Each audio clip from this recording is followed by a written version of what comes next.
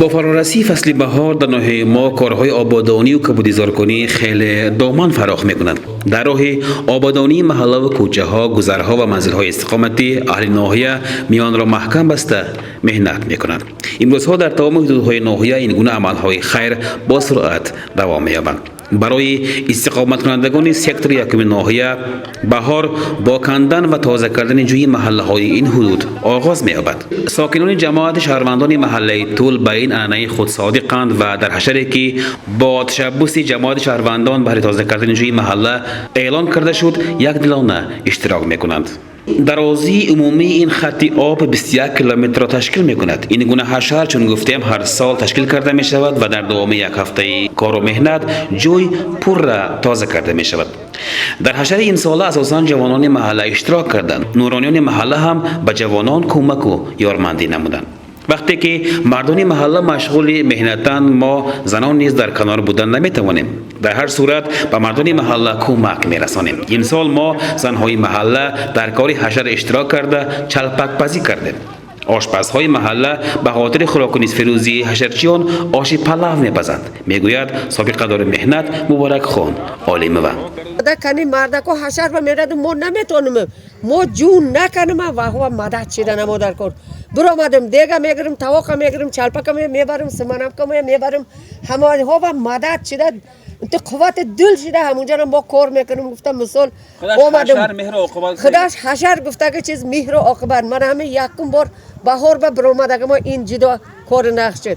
الهی هم تن جان همه ساخت شود، تن صحت خاطر جمع شد، حوصله و خدا برکت خیر دهد. آمد کار پرزیدنت با فقط زمان ما تین شود. من همه سخاوت پیشه هم عمر دراز دهد، رزق فراخ دهد.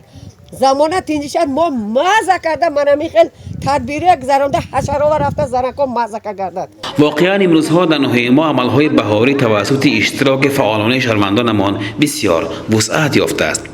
باغداران و دهقانان سکتور یکم نیز امروز از پیشتر بیشتر سیرکارند. شیناندن نهالهای نو، شکل دادن درختان و نهالکان، سفید کردن بیابانها به عمل هر روزه دهقانان و باغبانها تبدیل یافته است. کیفیت خوش فصل بهار ظهر جبین امروز در چهره هر یک انسان هویدا است. این کیفیت خوش در چهره دخترانی در سر دیگ سومالک بوده و دعاهای نیک مادران ما که سومالک پزی میکنند بسیارتر به نظر میرسد. واقعا در کشور آزاد و آباد جریان این گونه عملهای خیر هرگز قطع نمیگردد. پروردگار همین وقتکو و رسوندگش بشکر.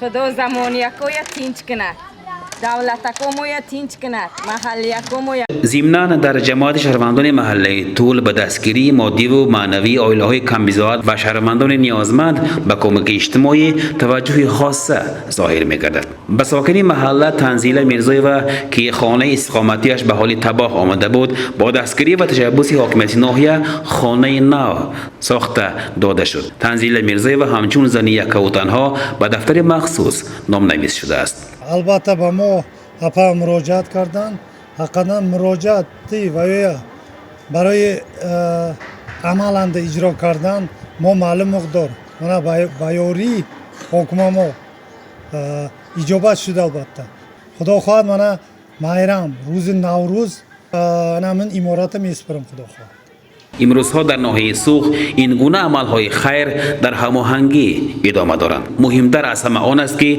مردم ناحیه در این گونه عملهای خیر نه همچون تماشابین بلکه همچون اشتراکداری چنین کارهای پرثمر سهم گذاری میکنند و کارهای بهاری در ناحیه در اساس همدلی اهل سوخ ادامه دارد.